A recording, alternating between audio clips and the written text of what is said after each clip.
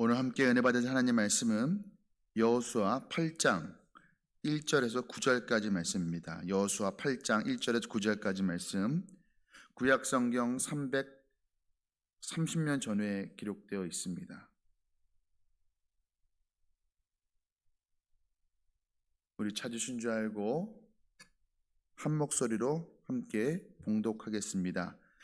여호와께서 여호수아에게 이르시되 두려워하지 말라, 놀라지 말라. 군사들을 다 거느리고 일어나 아이로 올라가라. 보라, 내가 아이의 왕과 그의 백성과 그의 성읍과 그의 땅을 다 내 손에 넘겨 주었으니 너는 여리고와 그 왕에게 행한 것 같이 아이와 그 왕에게 행하되 오직 거기서 탈취한 물건과 가축은 스스로 가지라. 너는 아이 성뒤에 복병을 둘지니라 하시니, 이에 여호수아가 일어나서 군사와 함께 아이로 올라가려 하여 용사 3만 명을 뽑아 밤에 보내며 그들에게 명령하여 이르되, 너희는 성읍 뒤로 가서 성읍을 향하여 매복하되 그 성읍에서 너무 멀리 하지 말고 다 스스로 준비하라. 나와 나를 따르는 모든 백성은 다 성읍으로 가까이 가리니 그들이 처음과 같이 우리에게로 쳐 올라올 것이니라. 그리야 할 때 우리가 그들 앞에 도망하면 그들이 나와서 우리를 추격하며 이르기를, 그들이 처음과 같이 우리 앞에서 도망한다 하고 우리의 유인을 받아 그 성읍에서 멀리 떠날 것이라. 우리가 그들 앞에서 도망하거든 너희는 매복한 곳에서 일어나 그 성읍을 점령하라. 너희 하나님 여호와께서 그 성읍을 너희 손에 주시리라.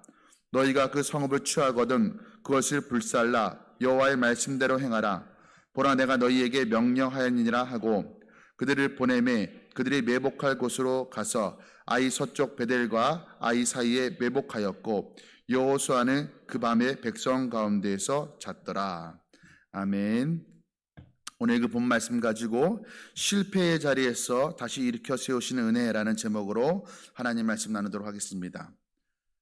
우리가 지난 시간에 아이성과의 전투에서 뜻밖의 패배를 당한 이스라엘을 함께 살펴보았습니다. 바로 그 직전에 크고 견고한 그 여리고 성과의 그 싸움에서 큰 승리를 경험했기 때문에 이 아이성과의 전투의 패배는 더욱더 뼈아프게 아마 다가왔을 것이었습니다. 단순히 그냥 전쟁에 패한 것이 아니라 하나님이 더 이상 자신들 편에 서 있지 않는 것을 확인하였고, 그로 말미암아 그들이 두려워하고 또 아마 불안해했을 것이었습니다. 한번 이제 떨어진 사기는 좀처럼 회복되지 않았을 것이었습니다. 군사학에서 아무리 그 좋은 무기가 있다 할지라도 군대의 사기가 매우 중요하다고 합니다. 사기가 없는 좋은 무기로 무장을 했다 하더라도 싸울 의지가 또 사기가 떨어진 군대는 이길 수가 없다라는 것입니다. 필패한다라는 것이죠. 트라우마라는 말이 있습니다. 과거에 어떤 충격적인 사건을 경험하고 난 후에 마음과 정신에 깊은 상처가 남는 것을 트라우마라고 합니다. 그리스어로 이 트라우마가 상처라는 뜻입니다. 그런데 이 트라우마, 과거의 어떤 경험에 대한 상처를 극복하지 못하면 상처가 되었던 사건과 관련된 어떤 장소, 사람, 그와 비슷한 어떤 대화, 이런 것들을 의도적으로 계속 피하며 도망가며 살아가게 됩니다. 그리고 무기력증과 우울증과 죄책감을 느끼며 살아가게 됩니다. 그러니까 이 트라우마를 극복하지 못하면, 과거의 그 상처를 극복하지 못하면 앞으로 나아갈 수가 없게 되는 것입니다. 지금 아이성과의 전투에서 패배한 이 이스라엘의 상황이 딱 그런 상황이었습니다. 이런 트라우마를 가진, 그래서 앞으로 나아가지 못하는 이스라엘 백성들에게, 그런데 오늘 하나님께서 이렇게 말씀하십니다. 여호수아에게 이렇게 말씀하십니다. 오늘 1절 상반절 말씀에 여호와께서 여호수아에게 이르시되 두려워하지 말라, 놀라지 말라, 이렇게 말씀하십니다. 두려워하지 말라, 놀라지 말라. 여호수아 1장 9절에서 하나님께서 여호수아에게 말씀하셨던 말씀이기도 하시죠. 여호수아 1장 9절 말씀 보면 내가 내게 명령한 것이 아니냐, 강하고 담대하라, 두려워하지 말며 놀라지 말라, 이렇게 말씀하십니다. 그러니까 처음에 여호수아에게 하셨던 말씀을 지금 다시 말씀하시는 거예요. 그럼 어떤 의미인가? 똑같은 약속의 말씀을 다시 한다라는 것은 하나님과의 관계가 회복되었다는 것을 의미합니다. 그러니까 관계가 회복되었다라는 말은 그 말의 전제는 무엇입니까? 그 앞전에는 관계가 깨어져 있었다라는 것이에요. 관계 깨어져 있었기 때문에 회복된 거죠. 나 아내하고 오늘 화해했어. 그 말은 무엇입니까? 그 전에 싸웠다라는 얘기죠.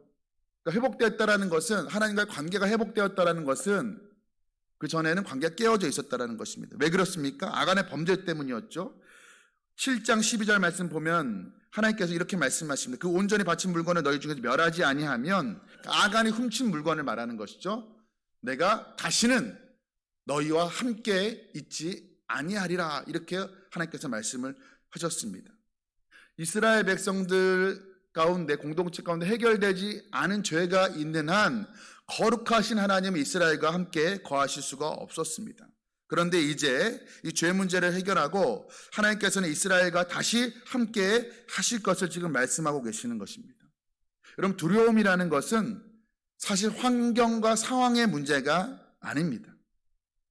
결국 이 두려움은 하나님과의 관계에서 오는 거예요. 관계가 없는 사람은 두려워할 수밖에 없는 것입니다.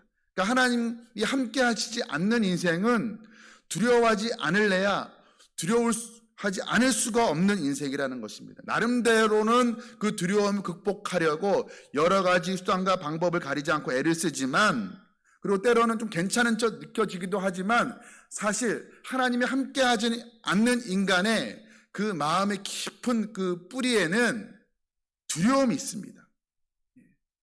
하나님이 함께 하지 않는 것에 대한 그 두려움. 여러분, 자기 인생을 자기가 책임지는 것이, 내 인생의 주인이 내가 되는 것이 사실 좋은 것 같지만, 그렇게 되면 내가 내 앞날의 모든 것 다 책임져야 됩니다. 극심한 부담감에 시달릴 수밖에 없는 것이죠. 우리가 하나님께 인생을 맡긴다라는 것은 이제 내가 책임질 일이 없게 되는 것이나 마찬가지인 것이에요. 하나님이 책임져 주시면 되는 것입니다. 성경은 두려움을 해결하는 방법, 이 두려움의 해독제는 상황을 변화시키는 것, 내가 더 많은 어떤 물질을 갖는 것, 경험과 또 어떤 지혜를 갖는 것, 좀 도움이 될 만한 어떤 가까운 좋은 사람들을 두는 것, 이런 것을 이야기하고 있지 않습니다.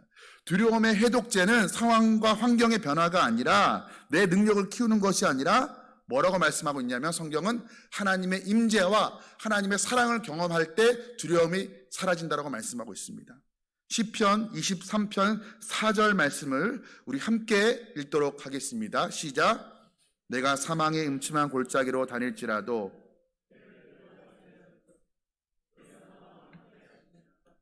주의 지팡이와 막대기가 나를 안위하시나이다. 사망의 음침한 골짜기로 다닐지라도 해를 두려워하지 않을 것은, 그 이유가 무엇입니까? 주께서 나와 함께 하심이라. 최악의 상황에서도 두려워할 수밖에 없는 그런 상황 속에서도 두려워하지 않는 이유는 하나님이 나와 함께 하시기 때문이라. 그렇게 시편 기자는 고백을 했습니다.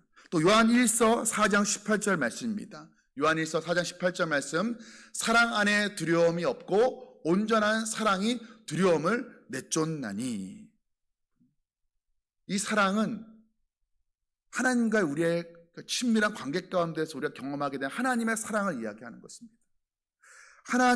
우리가 하나님의 사랑을 경험하고 하나님과 친밀하게 연합할 때, 그때 환경이 조금 안 좋다 할지라도, 상황이 안 좋다 할지라도 두려움은 설 자리를 잃어버리게 되는 것입니다. 지금 이스라엘이 아간의 범죄로 들어온 죄를 제거하라는 하나님의 말씀에 순종하였죠. 아간의 그 심판하였습니다. 그리고 이 죄 문제가 해결받고 나니까 하나님께서 그들에게 두려워하지 말라라고 말씀하세요. 우리가 좀 걱정할 일이 있을 때 누군가 이렇게 얘기를 하죠. 야, 걱정하지 마. 너무 겁내지 마. 이렇게 얘기를 합니다. 근데 그 말이 참 위로하려고 하는 말이지만 별 그렇게 위로가 안 됩니다. 걱정하지 말라고 해서 걱정이 안 되면 걱정할 일이 없겠네. 그런 말을 하더라고요. 말로 하는 말이 그렇게 위로가 되지 않는 거예요. 그런데 하나님이 두려워하지 말라라고 하는 말씀은 그저 말로만, 아무런 두려워하지 말 근거를 주지 않으면서 그저 말씀으로만 두려워하지 마, 이렇게 말씀하시는 게 아니에요. 성경을 보면, 나중에 한번 집에 가서 찾아보십시오. 성경에 두려워하지 말라는 말씀이 나오면 항상 그 뒤에는 꼭 따라붙는 말씀이 있습니다. 무엇이 있습니까?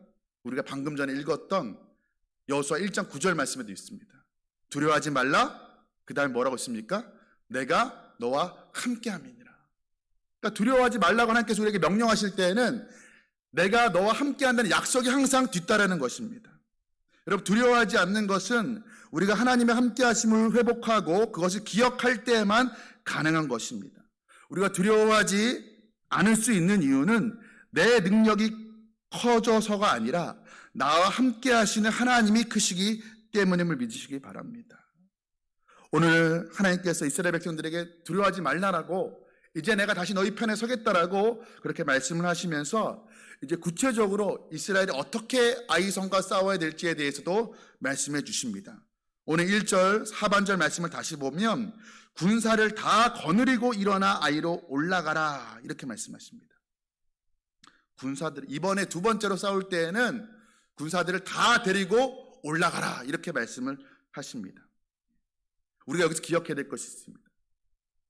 여리고 성과 싸울 때는 다 올라가고, 아이성은 그에 비해서 규모가 작은 성이니까 일부만 올라가도 되는 게 아니라는 거예요. 큰 성과 싸울 때나 작은 성과 싸울 때나 하나님은 다 올라가라고 말씀을 하십니다.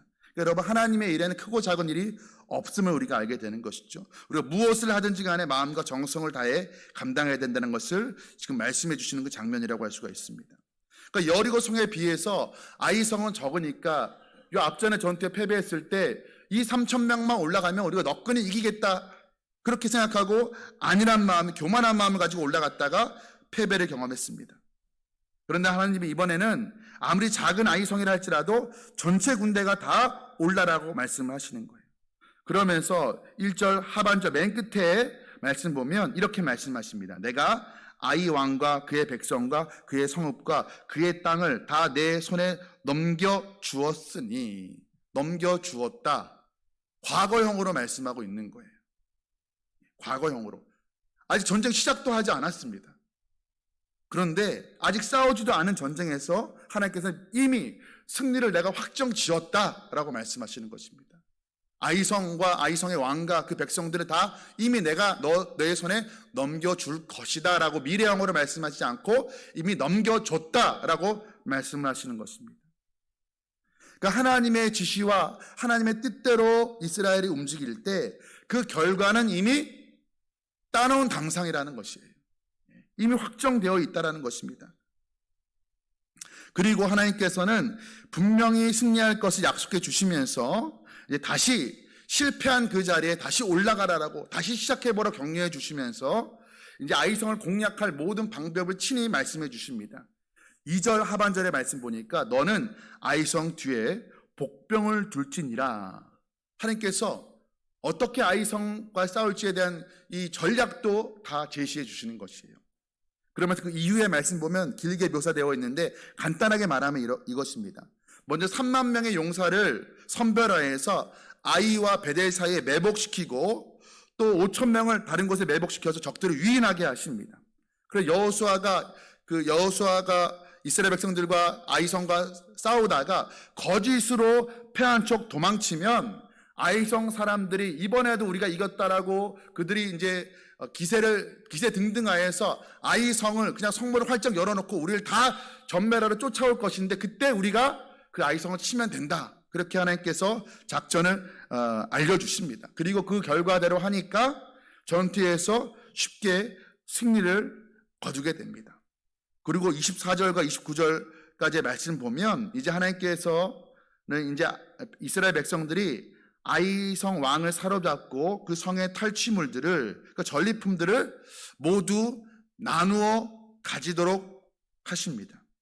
27절 말씀입니다. 오직 그 성의 가축과 노력한 것은 여호와께서 여호수아에게 명령하신 대로 이스라엘이 탈취하였더라. 여러분, 그런데 조금 이상하지 않습니까? 앞서 여리고 성에서는 그 탈취물을 어떻게 했습니까? 전리품들을 다 하나님께 바쳤습니다. 다 태웠어요. 그 중에서 아간이 그 중에서 그 몇 개 보고 욕심이 생겨서 그걸 숨겼다가 죄를 범하게 되고 아이성이 패배하는 그 사건이 일어나게 된 것 아니겠습니까? 그런데 이번에는 하나님께서 여리고 성 때는 다 바치라고 했는데 이번 아이 성 때는 너희들 이제 나눠 가져라 이렇게 말씀하시는 거예요. 왜 그럴까요? 그 차이가 무엇입니까? 여리고 성은 가나안 성에 들어가서 제일 첫 번째 거둔 승리이자 첫 열매였습니다.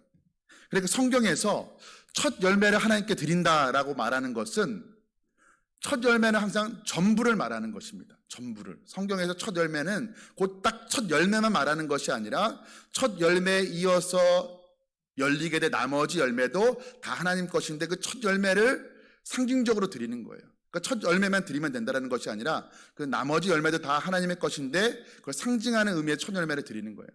우리가 부활의 첫 열매 예수님께 되신다라는 것은 그 이후에 모든 부활할 사람들의 보증이 되신다라는 거예요. 예수님만 부활한다는 것이 아니라. 그러니까 여리고 성과의 그 싸움에서 승리로 거둔 그 모든 것 전리품들은 첫 열매의 의미를 가지고 있는 거예요. 그래서 하나님께 드린 것입니다. 그 이후의 모든 전쟁들, 한 30번이 넘는 전쟁에서는 하나님께서 그렇게 다 바치라고 하시지 않습니다. 그러면 여리고 성과의 전투에서 거둔 전리품만 하나님의 것인가? 그것이 아니라 그 이후의 모든 것들도 다 하나님의 것이지만 그러나 상징적으로 하나님께 첫 열매를 다 드렸으므로 이제 그 이후의 것들은 이스라엘 백성들이 실생활을 영위하기 위해서 필요를 채워주기 위해서 하나님께서 공급하여 주시는 것입니다. 그리고 또 다른 이유가 있는데 하나님께서 이스라엘 백성들이 광야에서 가나안 땅으로 들어갈 때 분명히 말씀하신 것이 있었습니다. 너희가 이제는 심지 않은 과실을 먹고 짓지 않는 집을 얻게 될 것이다. 그렇게 말씀하셨습니다. 그런데 가나안 땅에 들어와서도 계속해서 그 전리품들을 계속해서 다 태워오르고 다 하나님께 드린다라면 그들이 광야에서처럼 하나님의 만나만 의지하며 살아갈 수밖에 없는 것이에요. 그래서 하나님께서는 첫 성읍 여리고 성에서만 하나님의 주권을 인정하는 훈련을 혹독하게 시키신 이후에 그 다음 성읍부터는 이스라엘 백성들의 삶과 생계를 위해서 전리품을 나누어 가지도록 풍요를 나누도록 그렇게 허락하여 주신 것이었습니다. 그리고 또 하나의 의미는 이렇게 하나님의 말씀대로 움직이고 순종할 때 승리를 거두게 될 것이다라는 것을 알려주시는 것이었습니다. 여러분 이때 가장 억울해했을 사람이 누굴까요? 아간이에요. 아간은 이미 죽었지만 그러니까 아간이 조금만 참았더라면 아이성과의 전투에서 승리해서 얻은 그 전리품을 그가 얻을 수 있었을 것인데 그 인내하지 못하고 그 자기의 그 욕심과 탐욕 때문에 자신뿐만 아니라 가족들의 생명까지 잃고 말게 된 것이었습니다. 우리가 오늘 이 아이성과의 전투를 보면서 우리가 한 가지 깨닫게 되는 것이 있습니다. 무엇이냐면 두 번의 전투를 했죠. 한 번은 실패였고 두 번째 전쟁은 성공이었습니다. 그런데 우리가 살면서도 항상 실패만 하는 게 아니고 또 항상 성공만 하는 게 아니에요. 우리가 살아가서 여러 가지 경험하는데 때로는 실패의 경험도 하고 때로는 성공의 경험도 합니다. 여리고 성과의 그 싸움에 승리했던 것들, 그래서 승리를 경험할 때도 있어요. 그런데 실패든 성공이든 그 경험들이 하나님의 은혜 안에 머물러 있어야 된다는 것입니다. 그것이 무슨 의미냐면 만약에 성공했는데 하나님의 은혜인 줄 알지 못하게 돼요. 여리고 성과의 싸움에 승리했습니다. 성공했어요. 그런데 그것이 하나님의 은혜인 줄 알았지만 너무 빨리 그 은혜를 쏟아버렸을 때 그 승리했던 경험이 오히려 독이 되었습니다. 그래서 아이성과의 첫 번째 전투에서 패배하는 그 원인을 제공하게 되었던 것이었습니다. 그러니까 좋은 경험이 그 자체로 나쁜 것은 아닌데 그것이 하나님의 은혜 안에서 해석되지 않으니까 오히려 실패하게 되는 원인, 독이 되었다라는 것입니다. 우리 주변에도 그럴 때가 있죠. 잘 됐는데 하나님이 도와주셔서 잘 됐는데 그것이 하나님의 은혜인지 알지 못하고 자기 능력으로 잘 된 줄 알고 교만해지다가 오히려 더 큰 실패를 경험하게 되면 여러분 높은 곳에 올랐다가 높은 곳에 떨어지면 더 아프게 마련이죠. 한 1층 높이까지 떨어지면 한 그만큼만 아프겠지만 10층까지 높이까지 올라갔는데 거기 떨어지면 더 아픈 거예요. 죽을 수도 있는 것입니다. 그런데 오늘 또 이스라엘 백성들은 실패도 경험을 했어요. 여리고 그 아이성과의 전투에서 실패를 경험했습니다. 그런데 그 실패도 하나님의 은혜 안에서 해석되지 않으니까 그것이 또 독이 됩니다. 트라우마가 된 것이었어요. 우리가 살면서 우리가 실패하고 또 안 좋은 일을 경험할 때, 부정적인 그 어떤 경험들을 할 때 그것이 너무 크게 우리 영혼에 깊은 상처를 남기는 경우가 있습니다. 그래서 그 상처가 그 이후로 우리의 삶의 어떤 살아가는 모습에, 신앙생활에 영향을 끼치는 경우가 있습니다. 어떤 실패의 경험들로 하나님을 잘못 오해하는 것이에요. 하나님에 대한 편견을 갖게 만듭니다. 예를 들면 이런 것이에요. 하나님은 나를 사랑하지 않아. 우리 가정을 사랑하지 않아. 그러니까 어떤 경험 때문에 내가 하나님을 완전히 오해해버리고, 그런데 그럴 수도 있어 라고 생각하는 것이 아니라 그 경험, 내 생각, 잘못된 생각을 점점점 고착화시키면서 하나님은 사랑이지 않아 라고 내가 단정 지어버리는 것입니다. 기정사실화 해버리는 거예요. 이걸 확증편향이라고 하죠. 확증편향이 무엇입니까? 기존에 내가 가지고 있던 어떤 생각과 신념과 가치관에 맞는 것만 내가 받아들이고 인정하는 거예요. 거기에 반대되는 이야기들은 전혀 듣지를 않는 거예요. 다 꾸며낸 이야기고 다 만들어낸 이야기인 거예요. 쉽게 얘기해서 내가 보고 싶은 것만 보고 듣고 싶은 것만 듣는 거예요. 그러니까 자기가 경험한 것으로, 아주 단편적인 것으로 모든 것을 다 판단해 버리는 것입니다. 해석해 버리는 거예요. 예를 들면 이런 것입니다. 여기 칠곡에 오늘 비가 내리고 있어요. 그런데 서울에는 비가 내리지 않거든요. 날씨가 맑습니다. 그런데 내가 살고 있는 칠곡땡에 비가 온다고 해서 대한민국 전체에 비가 내리고 있다라고 판단하는 것은 잘못된 것인가요? 옳은 것인가요? 잘못된 것이죠. 내가 살고 있는 이 동네에는 비가 내릴 수 있지만 다른 동네는 다 개일 수도 있는 거거든요. 맑을 수도 있는 것이거든요. 근데 내가 경험하는 것이 지금 비가 오고 있으니까 다른 모든 곳에 다 비가 올 것이야 라고 확대해서 해석하는 것은 옳지 못한 것입니다. 그런데 우리는 내가 경험한 것으로만 판단을 하는 거예요. 하나님이 이런 분이야 저런 분이야 우리가 재단하는 것입니다. 그런데 그렇게 내 경험으로 하나님을 해석하면요, 어떤 문제가 생기냐?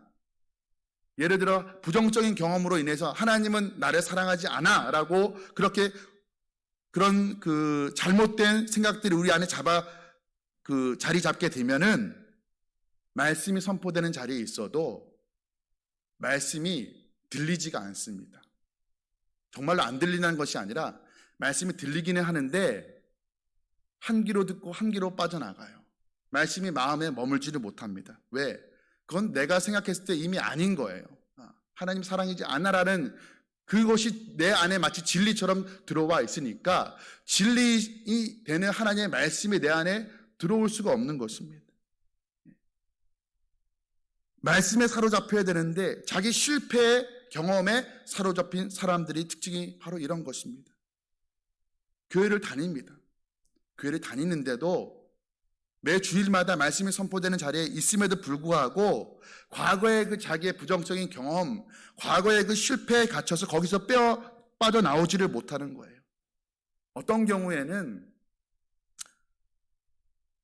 안타깝지만 좋은 그 환경에서 자라지 못한 이들도 있죠.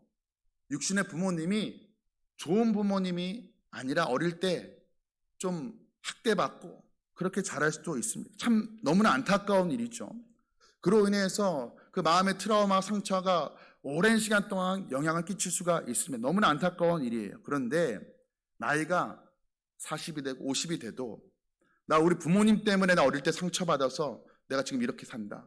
부모님을 원망한다라면 그건 잘못된 일일 것입니다. 왜 그렇습니까? 적어도 우리가 그리스도인이라면 내 어릴 때 그 부정적인 경험들보다 훨씬 더 그것을 상쇄하고도 남을, 내 어릴 적의 그 상처와 트라우마를 치유하고도 남을 하나님 아버지의 사랑과 은혜를 우리가 경험했기 때문에 그렇습니다.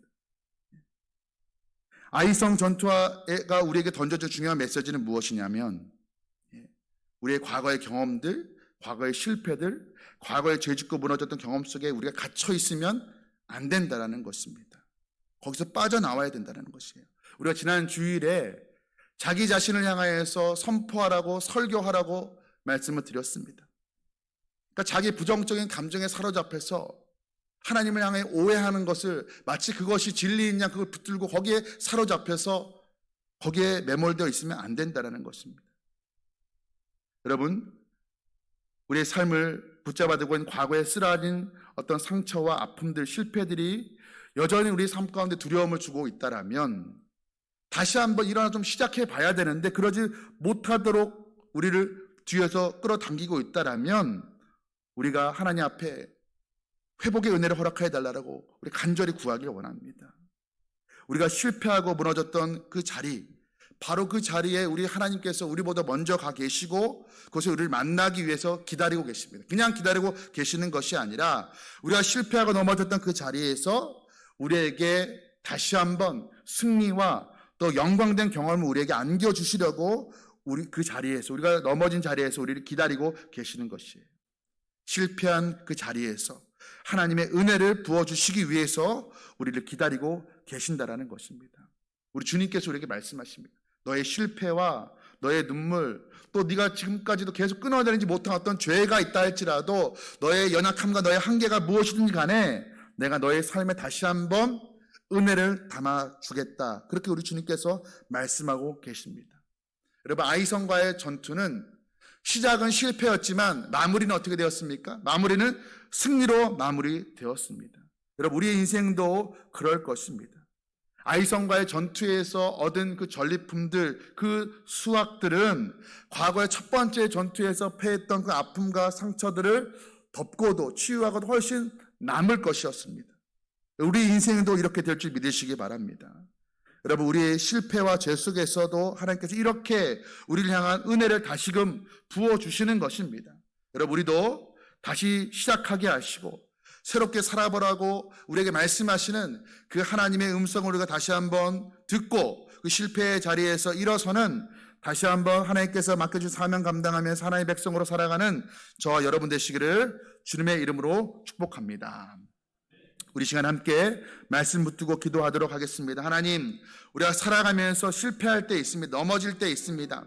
하나님, 성공할 때도 있습니다. 그런데 그 성공도 그것이 하나님의 은혜인지 알지 못하면 교만하게 만드는 하나님 우리에게 독이 되는 것을 보게 됩니다. 실패의 성공의 경험도 아버지 하나님의 은혜인 줄 알게 하시고, 하나님 실패의 경험도 하나님 아버지 그 실패를 통하여서 우리를 아주 엎드러지게 아주 망하게 하는 것이 아니라 하나님 우리가 회개하고 돌이킬 때 다시 한번 하나님 바라볼 때 하나님께서 우리를 다시 일으켜 세워주실 줄로 믿습니다. 하나님, 이스라엘 백성들 아이성과의 첫 번째 전투에서는 패배했지만 두 번째 전투에서 하나님을 신뢰함으로 하나님 그들과 함께 하심으로 하나님 말씀하신 대로 일러주신 대로 그들이 다시 올라갔을 때 그들이 승리했던 것을 보았습니다. 하나님, 우리의 인생도 다시금 승리하게 하여 주시옵소서. 과거의 실패와 상처와 아픔, 그 트라우마에서 이제는 벗어나게 하여 주시옵소서. 다시 일어서게 하시고 회복케 하여 주시옵소서. 하나님 아버지, 우리 자녀들 하나님 과거에 하나님 우리가 주지 말아야 될 아픔과 상처를 줘서 우리 자녀들이 아직도 상처에 머물러 있는 자들이 있습니까? 저들 그 상처에 아버지 하나님 저들의 마음과 인생을 빼앗겨서 거기에 인생 허비하지 않게 하시고 이제는 털고 일어나게 하여 주시옵소서. 그 상처를 덮고도 남을 하나님의 그 사랑과 은혜를 저들이 경험하게 하여 주시옵소서. 우리 주신 말씀 붙들고 이 시간에 기도하며 나아가도록 하겠습니다. 오 할렐루야. 사랑과 은혜가 풍성하신 하나님 아버지, 오늘 아이성과의 그 전투에서 하나님 아버지 실패한 자리에서, 패배했던 자리에서 다시 한번 승리를 허락하여 주시는 하나님의 은혜를 우리가 보았습니다. 하나님 아버지, 그렇습니다. 우리가 살아갈 때 아버지 하나님 성공할 때 있습니다. 실패할 때 있습니다. 성공의 경험이든 실패의 경험이든 아버지 그것이 하나님의 은혜 안에 담겨 있지 않으면 독이 되는 것을 보았습니다. 여리고 성과의 그 승리가 그들의 아버지 하나님의 은혜임을 알지 못하였을 때 교만하여서 아버지 하나님 그들의 아버지 아이성과의 전투에서 패배하게 되는 원인을 되는 것을 우리가 보았습니다. 승리할 때, 잘 될 때, 성공할 때에도 아버지 교만하지 않게 하여 주시옵소서. 하나님의 은혜 안에 머물러 있게 하여 주시옵소서. 또한 아버지 우리가 연약하여서, 우리가 부족하여서, 또 아버지 하나님 원인을 알 수 없는 아버지 이유로 말미암아 우리가 넘어지고 실패할 때 있습니다. 아버지 하나님 하나님, 우리가 과거의 그 상처가 아직도 우리의 오늘날의 나의 삶에 영향을 주는 것을 경험할 때가 있습니다. 그 트라우마가 있습니다. 하나님, 그러나 아버지, 우리가 하나님의 사람이라면 아버지, 그 상처보다 더 큰 아버지, 더 크고 찬란한 그리스도의 사랑과 은혜를 우리가 경험했다라면 아버지 하나님, 아버지, 우리가 하나님 다시 일어서게 하여 주시옵소서. 아버지, 우리의 실패와 아픔과 상처를 상쇄하고 치유하고도 남을 그 은혜가 여전히 아버지 우리의 삶 가운데 두려워져 있음을 알게 하여 주옵시고, 상처에 매몰되어서 아버지 세상을 탓하면서 다른 사람을 원망하며 하나님께 불평하면서 그렇게 우리의 남은 인생을 허비하지 않게 하여 주시옵소서. 아버지 하나님 주여, 이제는 다시 일어서길 원합니다. 아버지, 상처난 마음 가운데 하나님 은혜를 허락하여 주셔서 다시 회복시켜 주시옵소서. 아버지 하나님과 함께함으로 두려워하지 않는 인생으로 설 수 있게 하여 주시옵소서. 특별히 자녀들을 위하여 기도합니다. 우리가 부모로서 주지 말아야 될 상처들을 우리 자녀들에게 준 적이 있습니다. 아버지 하나님, 그리하여서 우리 자녀들이 그 과거의 상처로 말미암아서 아버지 오늘날 저들의 아버지 그 상처에 아버지 영향을 받고 아버지 도전하지 못하고 다시 일어서지 못하는 모습을 볼 때 우리 마음이 너무나 안타깝습니다. 하나님 아버지, 우리가 비록 아버지 우리의 육신의 부모가 연약하여서 상처를 주었지만 아버지 하나님, 우리 영의 아버지 되시는 하나님 아버지께서는 저들에게 아버지 주여 사랑과 은혜만을 주님 허락하여 주시옵소서. 아버지, 그리하여서 하나님, 우리가 부족했지만 우리가 상처 줬지만 아버지 하나님의 그 하나님 치유하신 거 회복하심을 우리 자녀들이 경험하게 하시고 다시 일어설 수 있도록 주여 도와 주시옵소서. 승리를 경험할 수 있는 우리 자녀들의 삶이 되시도록 주여 축복하여 주시옵소서. 사랑과 은혜가 풍성하신 하나님 아버지, 우리가 인생 살아가면서 실패할 때 있습니다. 넘어질 때 있습니다. 하나님 아버지, 그러나 우리가 다시 돌이키고 하나님, 우리 겸손하게 하나님의 말씀에 음성에 귀 기울일 때, 또 그리고 우리가 하나님의 말씀을 순종할 때 하나님 다시 한번 하나님 실패한 자리에서 다시 우리를 일으켜 세워주신 줄로 믿습니다. 하나님 아버지, 우리가 그 과거의 상처에 매몰되어서 나는 안 돼, 나는 실패자야, 그렇게 아버지 자기 자신을 저주하고 자기 자신의 신세를 한탄하면서 다른 사람을 탓하고 하나님을 원망하면서 불평하면서 하나님을 나는 사랑하지 않아, 아버지 그렇게 아버지 하나님을 오해하며 인생 허비하며 살아가지 않게 하여 주시옵소서. 하나님, 넘어진 자리에서 우리를 기다리시고 우리에게 승리를 허락하여 주시기 위해서, 영광된 경험을 우리에게 다시금 허락하여 주시기 위해서 우리 기다리고 계시는 그 하나님 앞으로 우리가 나아가게 하여 주시옵소서. 하나님, 간절히 바라옵는 것은 하나님 아버지, 우리 자녀들을 위하여 기도합니다.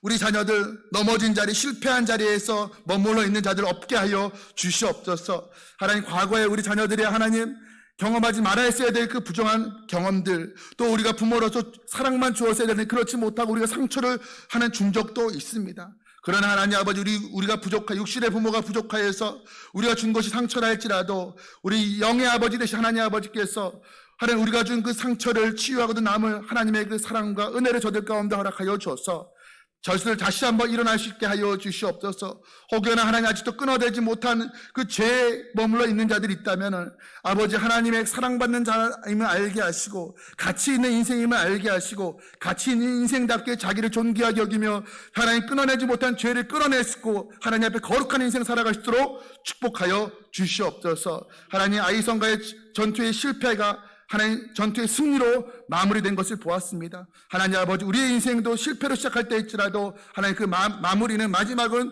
하나님 영광이고 승리일 줄로 믿습니다. 그렇게 믿음으로 다시 한번 일어나서 하나님 가라고 명하시는 그 길 걸어가는 우리 모두에게, 우리 자녀들에게 축복하여 주시옵소서. 모든 말씀 우리 주 예수 그리스도의 이름으로 간절히 기도드립니다.